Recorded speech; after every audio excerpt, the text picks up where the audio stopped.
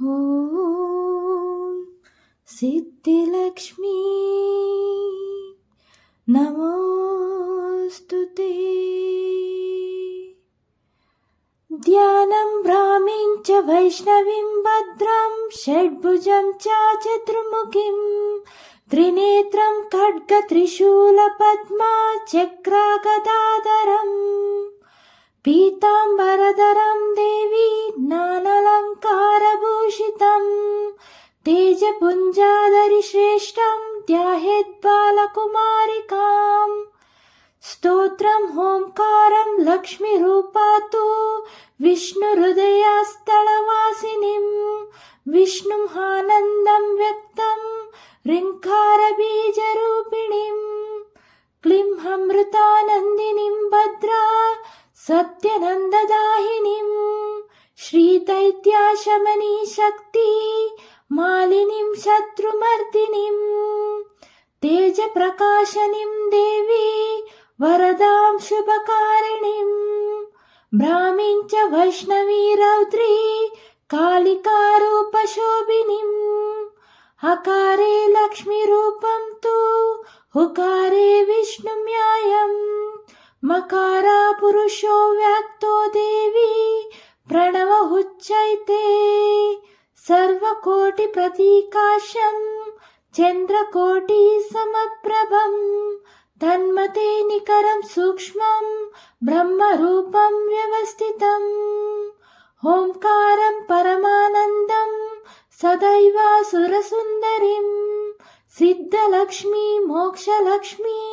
आद्यलक्ष्मी नमोऽस्तु ते।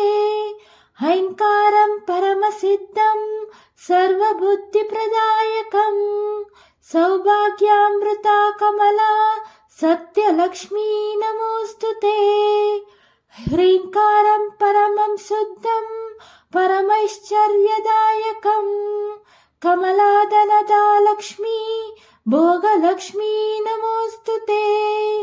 क्लीङ्कारं कामरूपिण्यं कामना परिपूर्तिदं चपलचञ्चला लक्ष्मी कात्यायिनी नमोऽस्तु ते। श्रीकारं सिद्धिरूपिण्यं सर्वसिद्धिप्रदायकं पद्मनानं जगन्माते अष्टलक्ष्मी नमोऽस्तु ते। सर्वमङ्गलमाङ्गल्ये शिवे सर्वार्थसाधिके शरण्ये त्र्यम्बके गौरी नारायणी नमोऽस्तु ते। प्रथमं त्र्यम्बका गौरी द्वितीयं वैष्णवी तदा तृतीयं कमला प्रोक्ता चतुर्थं सुन्दरी तदा पंचमं विष्णुशक्तिष्ठा षष्ठं कात्यायिनी तदा वारही सप्तमं चैव अष्टमं हरिवल्लभम् नवमं खड्गिनी प्रोक्ता दशमं चैव देविका एकादशं सिद्धिलक्ष्मीं द्वादशं हंसवाहिनीम् एतत् स्तोत्रवरं दैवहे पठन्ति सदा नरा सर्वपठोद्योभिमुक्ते नात्र कार्या विचारणा।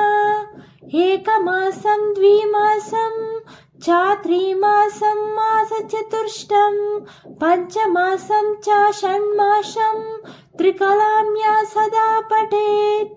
ब्राह्मणा क्लेशनितो दुःखी दारिद्र्यभरपीडिता जन्मान्तरा सहस्रो मुक्ते सर्वाकिल्बष्ये दारिद्रो लभते लक्ष्मीमा पुत्रा पुत्रवान् वापते धन्यो यशस्वी शत्रुघ्नो वाहि चौराभयेषु च शाकिनी भूतवेताला सर्पव्याघ्रानिपातने राजद्वारे सभास्थाने कारागृहानिबन्धने ईश्वरेण कृतं स्तोत्रं प्राणिनं हितकारकं स्तुवन्तुं ब्राह्मणा नित्यं दारिद्र्यं न चाबाधते।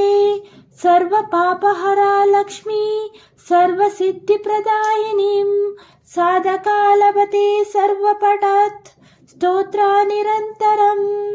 या श्रीपद्मावने कदम्बशिखरे राजगृहे कुञ्जरे श्वेता चास्वायुते वृषे चायुगले यज्ञे चायुपास्थिते शङ्खदेवाकुले नरेन्द्रभवने गङ्गातटे गोकुले शास्त्री तिष्ठति सर्वदा मम गृहे भूयात् सदा निश्चला या सा पद्मनानस्ता विपुला कटितटी पद्मपत्रयाताक्षी गम्भीरावर्तनाभि स्तनभरनामिता शुद्धवस्त्रोत्तारिता लक्ष्मी दिव्यगजेन्द्रर्मणि गणखचिते स्नापिता हेमकुम्भे नित्यं सा पद्महस्ता मम वसतु गृहे सर्वमङ्गलायुक्ता। इति श्री सिद्धलक्ष्मी स्तोत्रम्। ॐ सिद्धिलक्ष्मी नमोस्तुते। ध्यानं ब्राह्मीं च वैष्णवीं भद्रं षड्भुजं च चतुर्मुखीं त्रिनेत्रं खड्गत्रिशूलपद्मा चक्रागदाधरम् पीताम्बरधरं देवी नानालङ्कारभूषितं तेजपुञ्जाधरि श्रेष्ठं ध्यायेत् बालकुमारिकाम् स्तोत्रं ओंकारं लक्ष्मीरूपा तु विष्णुहृदयस्थलवासिनीं विष्णुम् आनन्दं व्यक्तं ऋङ्कारबीजरूपिणीं क्लीं अमृतानन्दिनीं भद्रा सत्यनन्ददायिनीं श्रीदैत्याशमनी शक्ति मालिनीं शत्रुमर्दिनीं तेजप्रकाशनीं देवी वरदां शुभकारिणीं ब्राह्मीं च वैष्णवी रौद्री कालिकारूपशोभिनीम् हकारे लक्ष्मीरूपं तु हुकारे विष्णुम्यायम् मकारा पुरुषो व्यक्तो देवी प्रणव उच्चैते सर्वकोटिप्रतीकाशं चन्द्रकोटिसमप्रभं तन्मते निकरं सूक्ष्मं ब्रह्मरूपं व्यवस्थितम् ओंकारं परमानन्दं सदैव सुरसुन्दरीं सिद्धलक्ष्मी मोक्षलक्ष्मी आद्यलक्ष्मी नमोस्तुते। ऐङ्कारं परमसिद्धं सर्वबुद्धिप्रदायकं सौभाग्यामृता कमला सत्यलक्ष्मी नमोस्तुते। ह्रीङ्कारं परमं शुद्धं परमैश्वर्यदायकं कमलादनदा लक्ष्मी भोगलक्ष्मी नमोस्तुते। क्लीङ्कारं कामरूपिण्यं कामना परिपूर्तिदं चपलचञ्चला लक्ष्मी कात्यायिनी नमोस्तुते। श्रीकारं सिद्धिरूपिण्यं सर्वसिद्धिप्रदायकं पद्मनानं जगन्माते अष्टलक्ष्मी नमोस्तुते। सर्वमङ्गलमाङ्गल्ये शिवे सर्वार्थसाधिके शरण्ये त्र्यम्बके गौरी नारायणी नमोस्तुते। प्रथमं त्र्यम्बका गौरी द्वितीयं वैष्णवी तदा तृतीयं कमला प्रोक्ता चतुर्थं सुन्दरी तदा पंचमं विष्णुशक्तिष्ठा षष्ठं कात्यायिनी तदा वारही सप्तमं चैव अष्टमं हरिवल्लभम् नवमं खड्गिनी प्रोक्ता दशमं चैव देविका एकादशं सिद्धिलक्ष्मीं द्वादशं हंसवाहिनीम् एतत् स्तोत्रवरं दैवहे पठन्ति सदा नरा सर्वपठोद्योभिमुक्ते नात्र कार्या विचारणा एकमासं द्विमासं चात्रिमासं मासचतुष्टयं पञ्चमासं च षण्मासं त्रिकलाम्या सदा पठेत्। ब्राह्मणा क्लेशनितो दुःखी दारिद्र्यभरपीडिता जन्मान्तरा सहस्रो मुच्ये सर्वा किल्बष्ये। दारिद्रो लभते लक्ष्मीमा पुत्रवान् वापते। धन्यो यशस्वी शत्रुघ्नो वाहि चौराभयेषु च। शाकिनी भूतवेताला सर्पव्याघ्रा निपातने। राजद्वारे सभास्थाने कारागृहा निबन्धने। ईश्वरेण कृतं स्तोत्रं प्राणिनं हितकारकं। स्तुवन्तुं ब्राह्मणा नित्यं दारिद्र्यं न चाबाधते।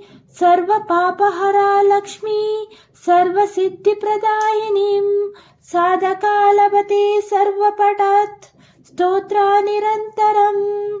या श्रीपद्मावने कदम्बशिखरे राजगृहे कुञ्जरे। श्वेता च स्वायुते वृषे च युगले यज्ञे।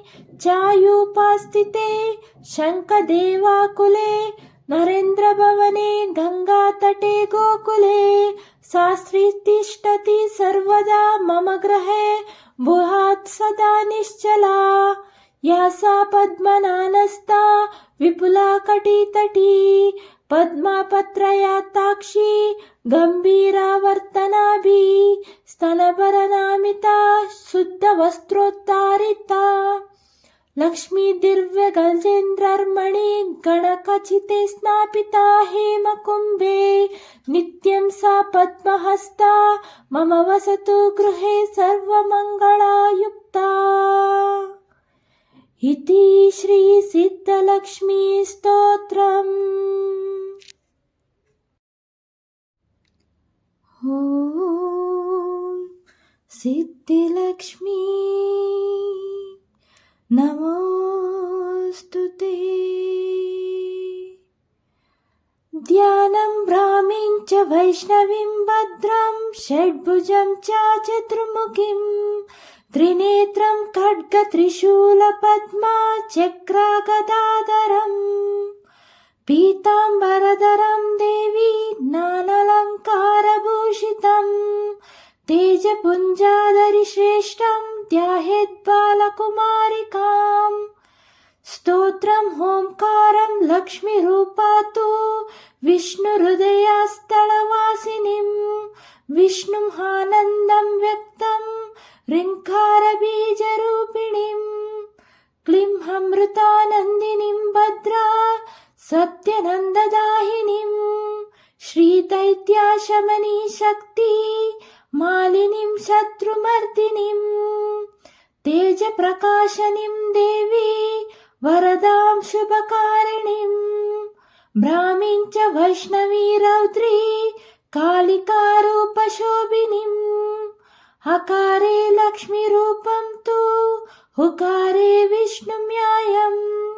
मकारा पुरुषो व्यक्तो देवी प्रणव उच्चैते। सर्वकोटिप्रतीकाशं चन्द्रकोटिसमप्रभं। तन्मते निकरं सूक्ष्मं ब्रह्मरूपं व्यवस्थितम्। ओंकारं परमानन्दं सदैव सुरसुन्दरीं। सिद्धलक्ष्मी मोक्षलक्ष्मी आद्यलक्ष्मी नमोस्तुते। ऐङ्कारं परमसिद्धं सर्वबुद्धिप्रदायकं। सौभाग्यामृता कमला सत्यलक्ष्मी नमोस्तुते। ह्रीङ्कारं परमं शुद्धं परमैश्वर्यदायकं। कमलादनदा लक्ष्मी भोगलक्ष्मी नमोस्तुते। क्लीङ्कारं कामरूपिण्यं कामना परिपूर्तिदं। चपलचञ्चला लक्ष्मी कात्यायिनी नमोस्तुते। श्रीकारं सिद्धिरूपिण्यं सर्वसिद्धिप्रदायकं। पद्मनानं जगन्माते अष्टलक्ष्मी नमोस्तुते। सर्वमङ्गलमाङ्गल्ये शिवे सर्वार्थसाधिके शरण्ये त्र्यम्बके गौरी नारायणी नमोऽस्तुते। प्रथमं त्र्यम्बका गौरी द्वितीयं वैष्णवी तदा तृतीयं कमला प्रोक्ता चतुर्थं सुन्दरी तदा पञ्चमं विष्णुशक्तिष्ठा षष्ठं कात्यायनी तदा वारही सप्तमं चैव अष्टमं हरिवल्लभम् नवमं खड्गिनी प्रोक्ता दशमं चैव देविका एकादशं सिद्धिलक्ष्मीं द्वादशं हंसवाहिनीम् एतत् स्तोत्रवरं दैवहे पठन्ति सदा नरा सर्वपठोद्योभिमुक्ते नात्र कार्या विचारणा। एकमासं द्विमासं च त्रिमासं मासचतुष्टयं पञ्चमासं च षण्मासं त्रिकलाम्या सदा पठेत्।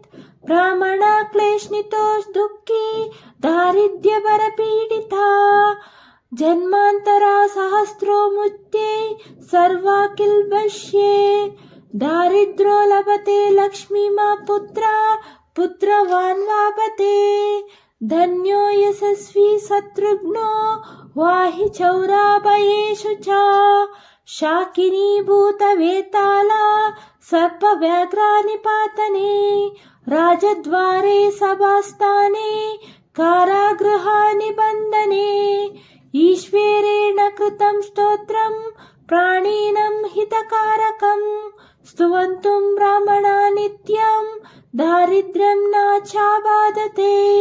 सर्वपापहरा लक्ष्मी सर्वसिद्धिप्रदायिनीं साधका लभते सर्वपठत् स्तोत्रा निरन्तरम्। या श्रीपद्मावने कदम्बशिखरे राजगृहे कुञ्जरे श्वेता च स्वायुते वृषे चायुगले यज्ञे चायुपास्थिते शङ्खदेवाकुले नरेन्द्रभवने गङ्गातटे गोकुले शास्त्री तिष्ठति सर्वदा मम गृहे भूयात् सदा निश्चला। या सा पद्मनानस्ता विपुला कटितटी पद्मापत्रयाताक्षी गम्भीरावर्तनाभि स्तनभरनामिता शुद्धवस्त्रोत्तारिता लक्ष्मी दिव्यगजेन्द्रर्मणि गणखचिते स्नापिता हेमकुम्भे नित्यं सा पद्महस्ता मम वसतु गृहे सर्वमङ्गलायुक्ता। इति श्री सिद्धलक्ष्मी स्तोत्रम्। ॐ सिद्धिलक्ष्मी नमोस्तुते। ध्यानं ब्राह्मीं च वैष्णवीं भद्रं षड्भुजं च चतुर्मुखीं त्रिनेत्रं खड्गत्रिशूलपद्मा चक्रागदाधरम् पीताम्बरधरं देवी नानालङ्कारभूषितं तेजपुञ्जाधरि श्रेष्ठं ध्यायेत् बालकुमारिकाम्।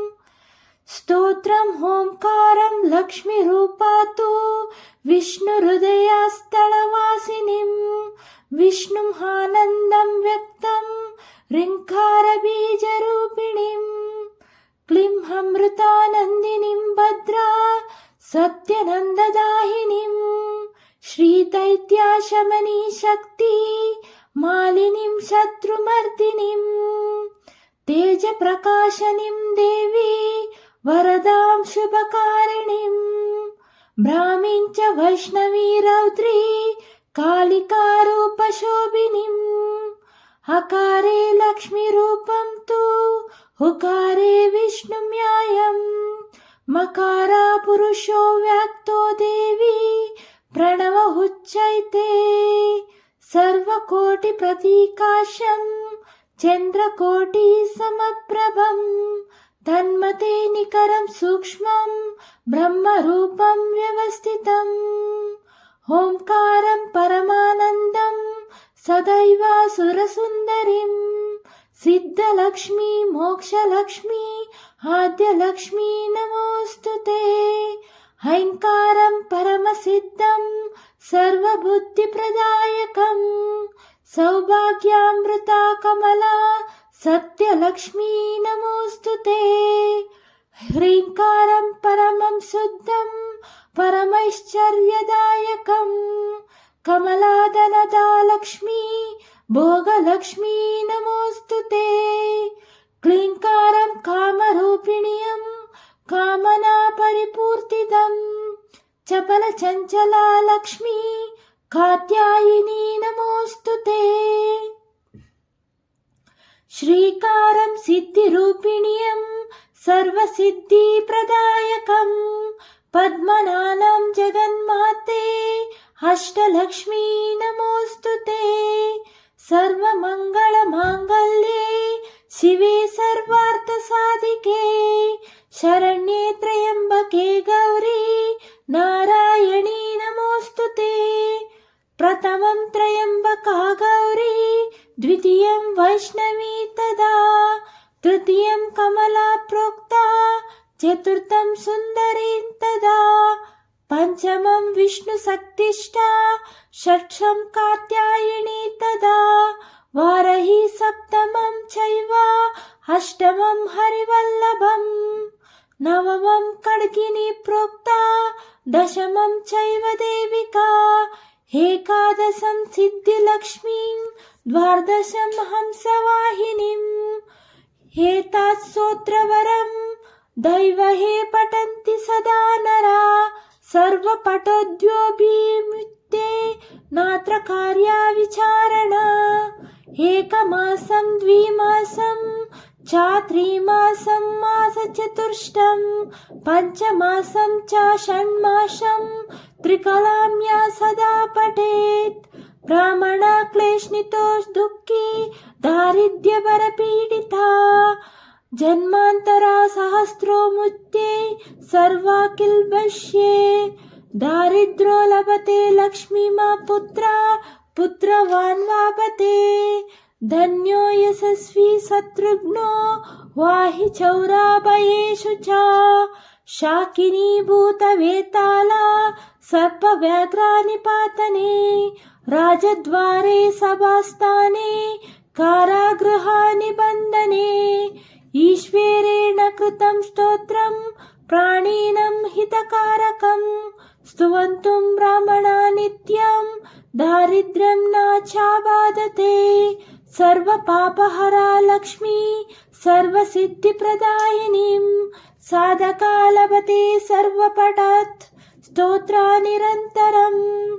యా శ్రీ పద్మావనే కదద్మశిఖరే రాజగృహే కుంజరే శ్వేతా చాస్వాయుతే వృషే చాయుగలే యజ్ఞే చాయూపాస్థితే శంఖదేవాకులే నరేంద్రభవనే గంగాతటే గోకులే.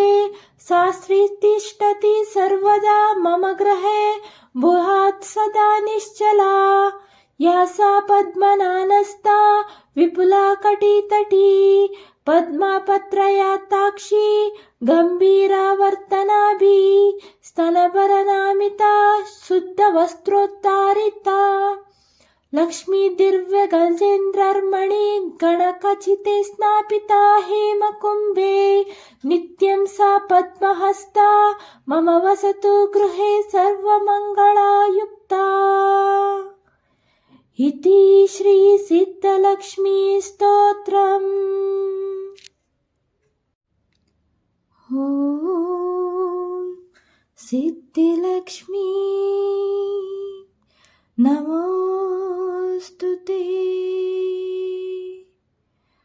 ధ్యానం బ్రాహ్మీం చ వైష్ణవీం భద్రం షడ్భుజం చ చతుర్ముఖీం త్రినేత్రం ఖడ్గ త్రిశూల పద్మా చక్ర గదాధరం పీతాంబరధరం దేవి నానాలంకారభూషితం తేజపుంజాధరి శ్రేష్టం ధ్యాయేత్ బాలకుమారికాం. स्तोत्रं ओंकारं लक्ष्मीरूपा तु विष्णुहृदयस्थलवासिनीं विष्णुम् आनन्दं व्यक्तं ऋङ्कारबीजरूपिणीं क्लीं अमृतानन्दिनीं भद्रा सत्यनन्ददायिनीं श्रीदैत्याशमनी शक्ति मालिनीं शत्रुमर्दिनीं तेजप्रकाशनीं देवी वरदां शुभकारिणीं ब्राह्मीं च वैष्णवी रौद्री कालिकारूपशोभिनीं हकारे लक्ष्मीरूपं तु हुकारे विष्णुम्यायं मकारा पुरुषो व्यक्तो देवी प्रणव उच्चैते सर्वकोटिप्रतीकाशं चन्द्रकोटि समप्रभं तन्मते निकरं सूक्ष्मं ब्रह्मरूपं व्यवस्थितम् ओंकारं परमानन्दं सदैव सुरसुन्दरीं सिद्धलक्ष्मी मोक्षलक्ष्मी आद्यलक्ष्मी नमोऽस्तुते ऐङ्कारं परमसिद्धं सर्वबुद्धिप्रदायकं सौभाग्यामृता कमला सत्यलक्ष्मी नमोऽस्तुते ह्रीङ्कारं परमं शुद्धं परमैश्वर्यदायकं कमलादनदा लक्ष्मी भोगलक्ष्मी नमोऽस्तुते क्लीङ्कारं कामरूपिण्यं कामना परिपूर्तिदं चपलचञ्चला लक्ष्मी कात्यायिनी नमोऽस्तुते